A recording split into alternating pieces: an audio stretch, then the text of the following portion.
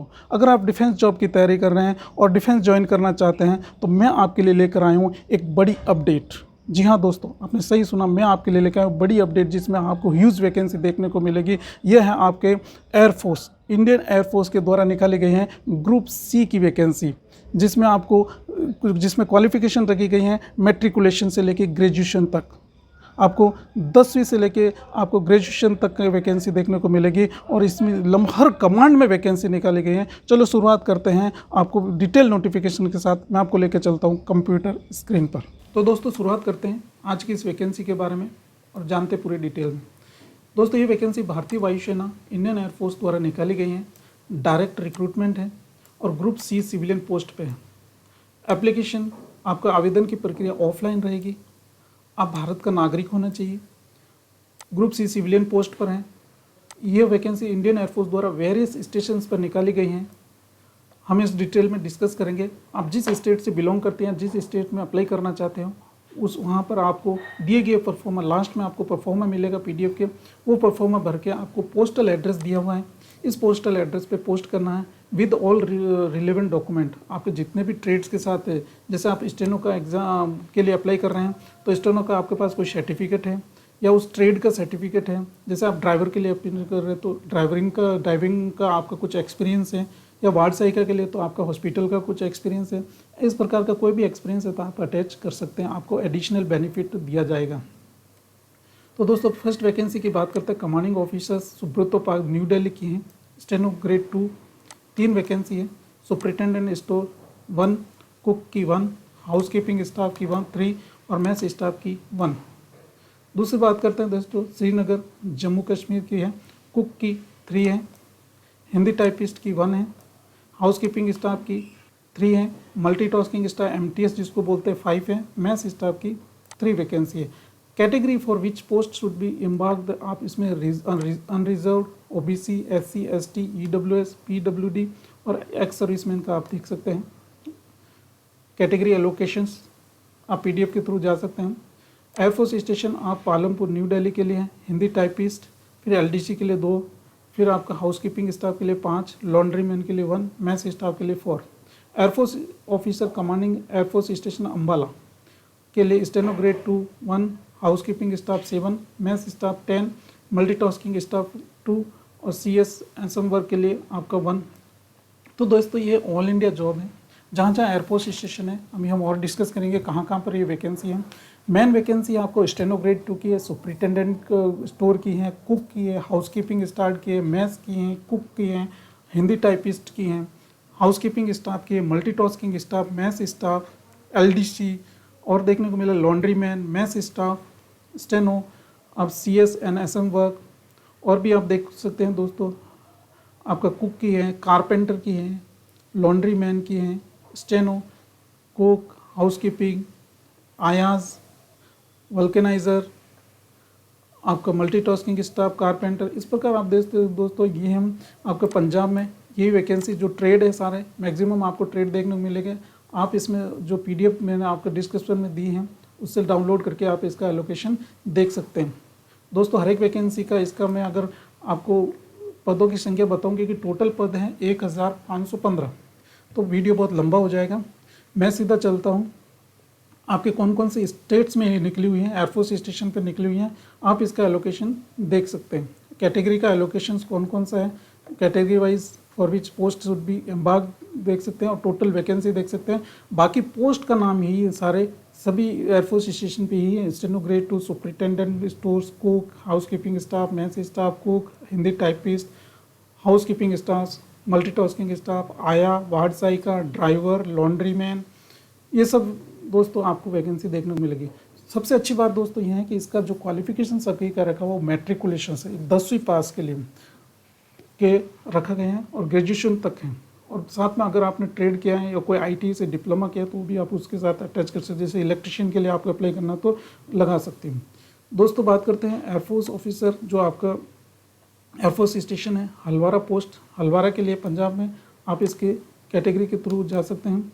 Next है आपका air force station Chandigarh, मतलब पंजाब चंडीगढ़, लेह, फिर आपका लद्दाख, लेह लद्दाख, जम्मू कश्मीर, फिर आपका न्यू दिल्ली, फिर आपका गाज़ियाबाद यूपी, उत्तर प्रदेश, पंजाब, राजस्थान में श्रीगंगानगर, बीकानेर में भी आपको मिलेगी, ये रहा बीकानेर, सिरसा हरियाणा। फिर Amritsar Punjab, multitasking staff 2 vacancy है। फिर आपका पंजाब में, फिर आपका बरनाला पंजाब में, आया नगर न्यू दिल्ली में, हिमाचल प्रदेश, उत्तराखंड। फिर आपको जम्मू कश्मीर, हरियाणा, चंडीगढ़, देहरादून उत्तराखंड, एयरफोर्स स्टेशन फरीदाबाद हरियाणा। फिर new Delhi, Jammu Kashmir Bangalore, air force station Bangalore.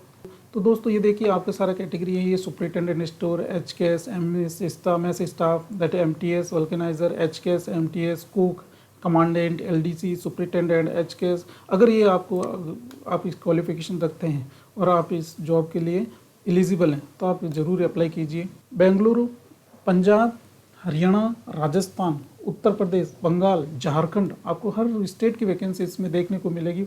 Assam, Bengaluru, फिर आपका एयरफोर्स स्टेशन बिहार, बेंगलुरु, फिर आपका बेलगावी, चेन्नई। आपको तीनों कमांड में अपने इंडिया के साउथ, वेस्ट और ईस्ट सभी जगह की ऑल इंडिया वैकेंसी निकली। दोस्तों ऐसा मौका आपको हाथ से नहीं गंवाना चाहिए। ताम्रम चेन्नई के लिए भी बहुत सी वैकेंसी है। Hyderabad, HKS, MES staff, MTS, painter. फिर आपका सिकंदराबाद के लिए कुक, LDC, स्टोर कीपर, आया, वार्ड सहायिका, carpenter, HKS, mess staff, MTS, vulcanizer. फिर आपका कमांड सिकंदराबाद के लिए वैकेंसी बहुत निकली हुई हैं, सब Secunderabad, HKS, MTS means house keeping staff, mess staff, MTS, HKS और MTS। दोस्तों इसकी क्वालिफिकेशन और इसकी आवेदन की प्रक्रिया, फॉर्म कैसे अप्लाई करना है, ये सब मैं लास्ट में आपको डिस्कस करूँगा।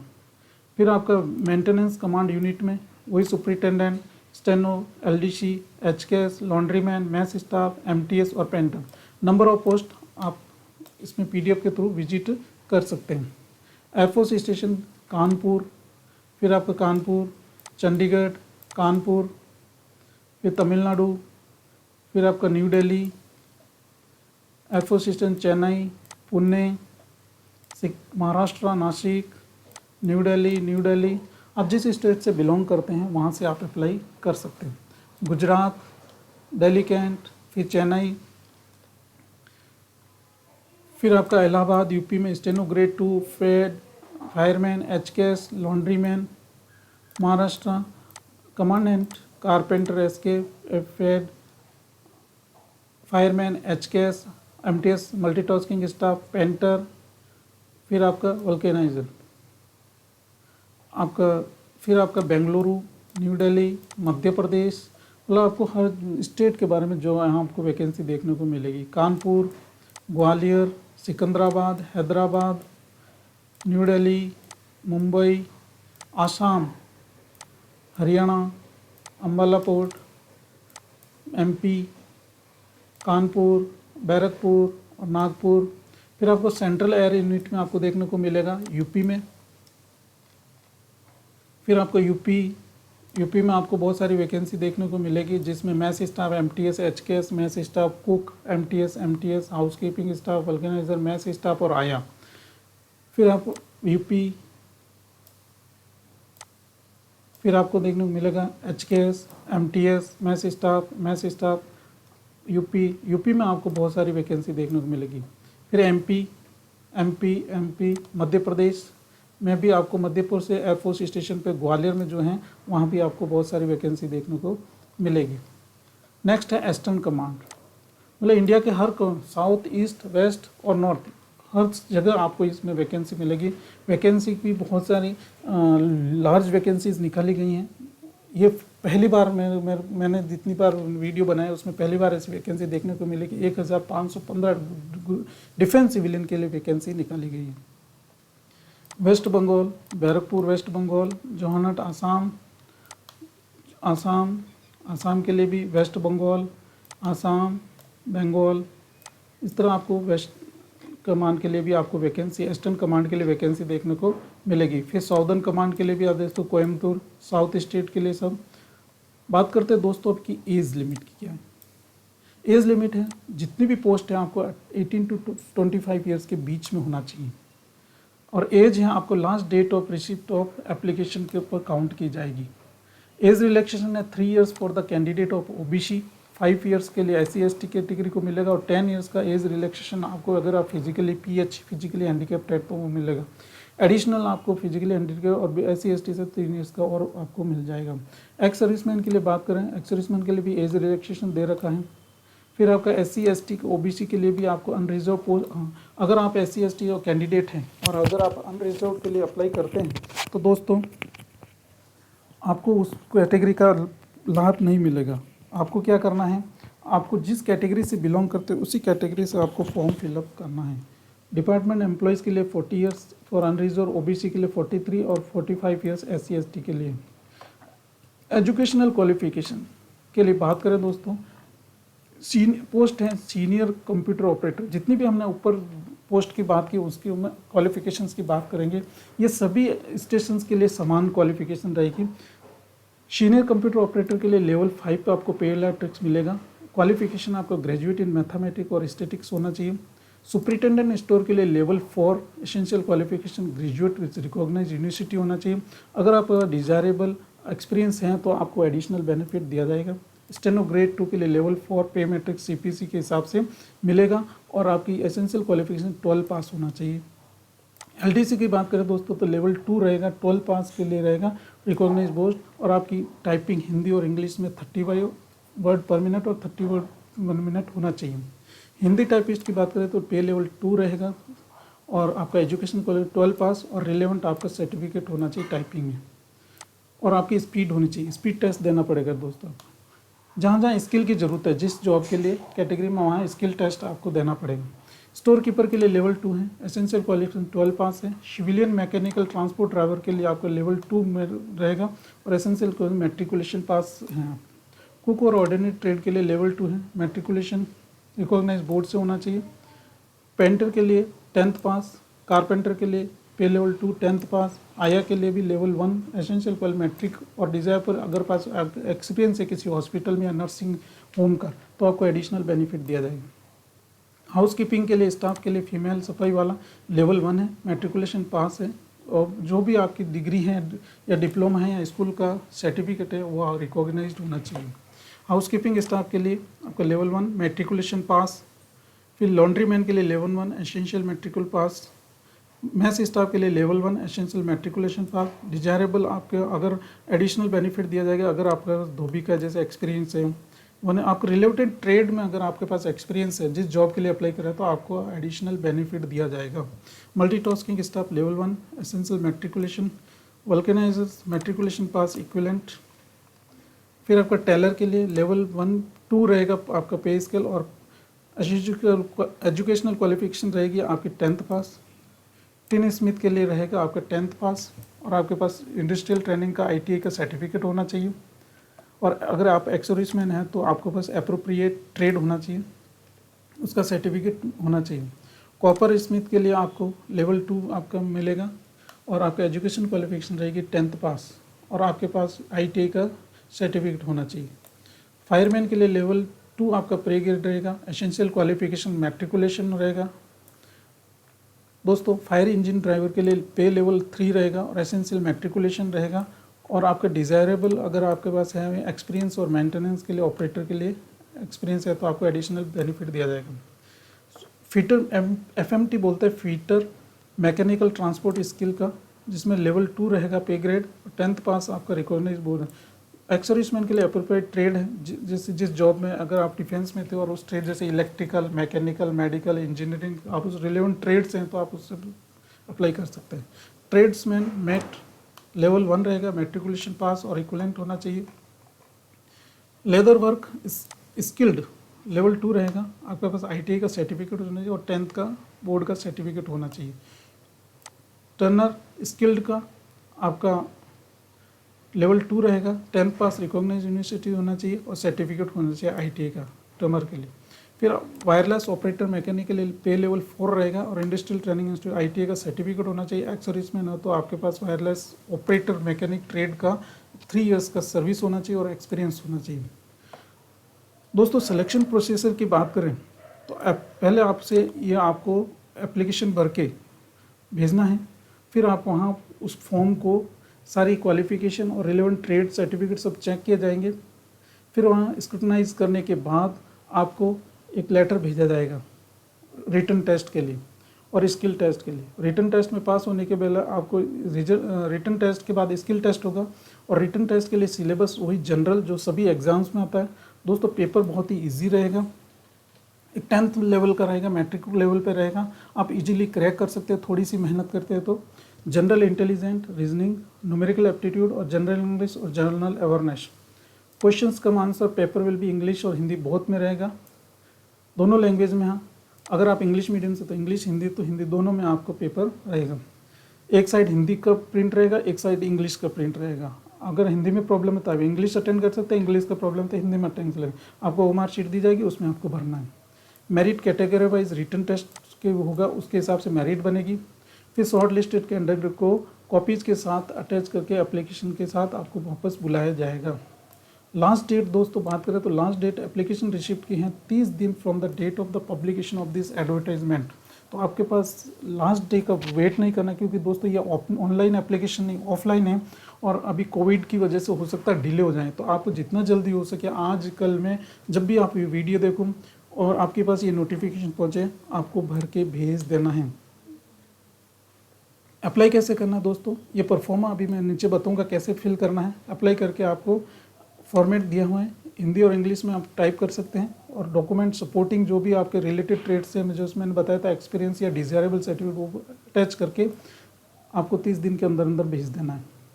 All document in support education qualification है, जितने भी डॉक्यूमेंट्स में रिलेवेंट रिक्वायर्ड है, जैसे आपका OBC सर्टिफिकेट हो गया, 10th का मार्कशीट हो गया, ग्रेजुएशन का मार्कशीट हो गया, 10th का बोर्ड सर्टिफिकेट है, ग्रेजुएशन का बोर्ड सर्टिफिकेट है, आधार कार्ड हो गया। फिर आपका अगर कोई एक्सपीरियंस सर्टिफिकेट है वो एक्सपीरियंस सर्टिफिकेट भेज दीजिए, और अगर ट्रेड ITI सर्टिफिकेट है वो अटैच कर दीजिए, कास्ट सर्टिफिकेट अटैच करना है। ये सब आपको कंप्लीट डॉक्यूमेंट चेक करने के बाद ही आपको भेजना है, क्योंकि दोस्तों ये वैकेंसी बार बार नहीं आती है, थोड़ी सी गलती आपका फॉर्म रिजेक्ट हो सकता है, इसलिए भेजने से पहले सारे डॉक्यूमेंट क्लियर करके भेजना चाहिए। Now caste related central list. दूसरा, अगर दोस्तों आपने कैटेगरी, अगर आप जिस कैटेगरी से अप्लाई करते हो, जैसे आपने OBC से कैटेगरी से अप्लाई कर दिया, आपके पास OBC का सर्टिफिकेट नहीं है, आप बोलेंगे मैं बना दूंगा, लेकिन जब आप बनाने जाते हो, आपने फॉर्म अप्लाई कर दिया भेज दिया, लेकिन जब आप फॉर्म OBC के लिए अप्लाई करते हो और अगर आप किसी वजह से रिजेक्ट हो जाता है तो आपका वो फॉर्म काउंट नहीं होगा। जब आप डॉक्यूमेंट वेरिफिकेशन जाएंगे तो आपके पास OBC का सर्टिफिकेट नहीं रहेगा तो आपका डिस्क्वालीफाई कर दिए जाओगे। तो दोस्तों पहले SC ST फिजिकल हैंडीकैप्स, ये OBC, ये सब कैटेगरी भरने से पहले आपको सोचना है, आपके पास वो सर्टिफिकेट होना चाहिए, तभी आप उस एप्लीकेशन में फिल कीजिए। तो दोस्तों परफॉर्मा फॉर एप्लीकेशंस कैसे भरते हैं मैं आपको बताता हूँ। दोस्तों ये फॉर्म भरते समय आपको सबसे पहले इसको हिंदी या इंग्लिश में टाइप करा लेना है। हिंदी में तो दिया हुआ नहीं है, लेकिन आप हिंदी में भी टाइप करा सकते हो, इंग्लिश में भी टाइप करा सकते हो, तो मैं ये सजेस्ट करूँगा इंग्लिश में रहने दीजिए। फिर एप्लीकेशंस फॉर द पोस्ट, इस पर आपका नाम लिखना है पोस्ट का, और फिर इन यूनिट कौन से यूनिट में लिखना है और उस कमांड का नाम लिखना है, जैसे eastern command, western command, central air force command में, और फिर पोस्ट अप्लाइड फॉर, आपको उस ट्रेड का किसके लिए लिखा है वो भी लिखना है। Name of the candidate in block letters. मैं दोस्तों एक और एडवाइस करूँगा कि आप ये पूरा परफॉर्मा आप पूरा ब्लॉक लेटर्स में लिखिए, क्योंकि ब्लॉक लेटर्स में आपको कोई भी गवर्नमेंट का जॉब हो या फॉर्म आपको अप्लाई करना है तो आपको ब्लॉक लेटर्स में ही लिखना है। फिर फादर्स का नाम आपको ब्लॉक लेटर्स में लिखना है। डेट ऑफ बर्थ आपकी लिखना है एज पर आप डेट बर्थ सर्टिफिकेट के हिसाब से, और उसकी एक कॉपी भी अटैच करना है, सेल्फ अटेस्टेड। दोस्तों जितने भी डॉक्यूमेंट आप इसके साथ अटैच करोगे सेल्फ अटेस्ट करना है। Age on the last date, year, month और डेज लिखना है। प्रिस्क्राइब, इसका एज, ईयर और मंथ का मैंने एक वीडियो बनाया है, वो आप देख लेना, उसकी कैसे एज की कैलकुलेशन करते हैं। प्रिस्क्राइब रिसिप्ट एप्लीकेशन में जैसे दिया हुआ है एप्लीकेशन में एज ऑन डेट, उसके हिसाब से बेस से आपको अपना एज, मंथ और डेज निकालना है। एड्रेस, करस्पॉन्डेंस और एड्रेस परमानेंट, इन दोस्तों में कौन सा एड्रेस भरना, करस्पॉन्डेंस एड्रेस जहाँ आप रह रहे हैं अभी, जहाँ आपको मेल मिलता है वो एड्रेस भरना है। कभी कभी कैंडिडेट्स को ये डाउट रहता है कि इसमें कौन सा एड्रेस भरूँ, परमानेंट या करस्पॉन्डेंस, कोई फ़र्क नहीं पड़ता, आपको मेल मिलना चाहिए। पर मेरा मानना ये है कि दोस्तों अगर आप करस्पॉन्डेंस एड्रेस भरते हैं तो कम से कम उस एड्रेस पर आपको 1-2 साल रहना, जब तक ये भर्ती प्रक्रिया पूरी नहीं हो जाती।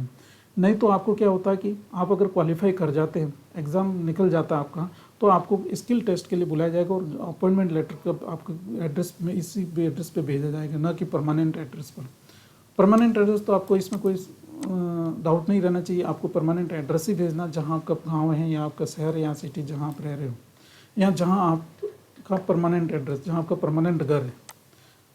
Cast, general, OBC, SC ST कौन सा है आपको लिखना है और सर्टिफिकेट अटैच करना है। दोस्तों मैंने ऊपर भी बताया कि कैटेगरी जब आप भरते हो SC ST OBC और एक्स सर्विसमैन विच अप्लाइड किया है, तो आपके पास पहले सर्टिफिकेट होना चाहिए। कभी कभी दोस्तों क्या करते हैं कि आप OBC, जैसे मैं मानता हूँ OBC का एग्जांपल लेता हूँ, अगर पास OBC का सर्टिफिकेट नहीं है और आप OBC में हैं और आपने क्या किया, कैटेगरी में OBC के लिए अप्लाई कर दिया, बोले सर्टिफिकेट मैं बना दूंगा, लेकिन बाद में आप कुछ किसी रीज़न से आपका सर्टिफिकेट नहीं बनता है तो आपका उस समय आपको डिस्क्वालीफाई कर दिया जाएगा। तो ये नॉट फॉर दिस वैकेंसी, सभी वैकेंसी के लिए आप पहले आपको जिस कैटेगरी के लिए भर रहे हो, जिस चीज़ के लिए भर रहे हो, आपके पास सर्टिफिकेट होना ही चाहिए। आ जाएगा ऐसा आप मत करना, नहीं तो आप डिस्क्वालीफाई हो जाओ, क्योंकि वैकेंसी दोस्तों बार बार नहीं आती और बड़ी मेहनत के बाद आती है। टेक्निकल ट्रेनिंग एक्सपीरियंस, अगर आपने ITI किया है, कुछ किया है, अगर आपके पास कुछ एक्सपीरियंस है तो आपको यहाँ मेंशन करना। जैसे वार्ड सहायिका का था इसमें, अगर आपको वार्ड सहायिका में अगर आपके पास किसी नर्सिंग होम का है तो आप नर्सिंग होम के लिए यहाँ लिख सकते हो और वहाँ सर्टिफिकेट अटैच सेल्फ अटेस्टेड कर सकते हो। अगर आप इलेक्ट्रिशियन के लिए भर रहे हो, तो आप ड्राइवर के लिए भर रहे हो, तो आपका कहीं एक्सपीरियंस है या किसी कंपनी में काम किया हो तो वो एक्सपीरियंस आपको डिज़ायरेबल लिखना, ताकि आपको अलग से बेनिफिट दिया जाएगा। डोमिसाइल, आप किस स्टेट से बिलोंग, किस स्टेट से बिलोंग करते हो, डिस्ट्रिक्ट से, वहाँ आपका लिखना है domicile. Whether registered with an employment, yes और नो लिखना, अगर है तो, अगर रजिस्टर्ड है आप एम्प्लॉयमेंट एक्सचेंज से तो आप येस लिख के आपको वहाँ नंबर लिखना है। If mention registration number and name of the employment of exchange, किस कहाँ पे आपने एक्सचेंज किया वहाँ नाम लिखना और नंबर लिखना है, हो सके तो एक कॉपी अटैच कर दीजिए। फिर आपको ये सर्टिफाई करना है और यहाँ सिग्नेचर करना है और यहाँ डेट डालना है। ये ऑफिशियल पर्पज़ के लिए है, रिकॉर्ड के लिए है ओनली। वहाँ आपको किस तारीख को मिला, आपका फॉर्म एक्सेप्ट हुआ या रिजेक्ट हुआ, फिर रीज़न रिजेक्शन का है। अगर आपका एक्सेप्ट हो जाता था, एक्सेप्टेड लिख के टिक मार देंगे, हाँ पात्र करके लिख देंगे। अगर नहीं है तो आपका रिजेक्टेड का आपको डेट भेज दिया जाएगा। फिर आपको ये एक्नॉलेजमेंट कार्ड है, यहाँ आपको एक अपना पासपोर्ट साइज़ का फ़ोटो चिपकाना, फ़ोटो लेटेस्ट होना चाहिए। तो हो सके तो आप उसके नीचे, फ़ोटो के नीचे, आजकल सभी एग्ज़ाम्स में यही मांगा जाता है, जैसे SSC का एग्ज़ाम है, क्लर्क का एग्ज़ाम है, उसमें आपको नीचे डेट मेंशन होनी चाहिए। अगर आपके पास पुराना भी फ़ोटो है तो नीचे आप डेट, आप एडिट में जाके आप उसमें फ़ोटो नीचे टेक्स्ट में जाके उसको पेस्ट कर सकते हैं, लेकिन डेट उसमें ज़रूर मेंशन कीजिए ताकि ये लेटेस्ट रहे। नेम, फादर नेम और एड्रेस, करस्पॉन्डेंस एड्रेस, ये आपको भर सकते हो यहाँ तक। कॉलम नंबर 5 और कॉलम नंबर 5 ये आपके लिए नहीं है, ये आपके ऑफिस पर्पज़ के लिए हैं। यहाँ कंट्रोलिंग ऑफिसर जो भी आपका वैकेंसी का है वो आपको साइन करके आपको स्किल टेस्ट, वेन्यू टेस्ट या रिटन टेस्ट के लिए आपको भेजेगा। दोस्तों ये था इस वैकेंसी के बारे में पूरा डिटेल्स के बारे में। इसकी PDF मैंने डिस्क्रिप्शन बॉक्स में लिंक दी है, आप वहाँ से डाउनलोड कर सकते हैं। फ्रेंड्स आज के लिए इतना ही। ये थी पूरी वीक की रोजगार समाचार सूचना। आपको ये वीडियो कैसा लगा प्लीज़ लाइक, शेयर और सब्सक्राइब करें और बेल आइकन को प्रेस कर लें। और मिलते हैं नेक्स्ट वीडियो में एक नई वैकेंसी के साथ, एक नए नोटिफिकेशन के साथ। धन्यवाद। जय हिंद, जय भारत।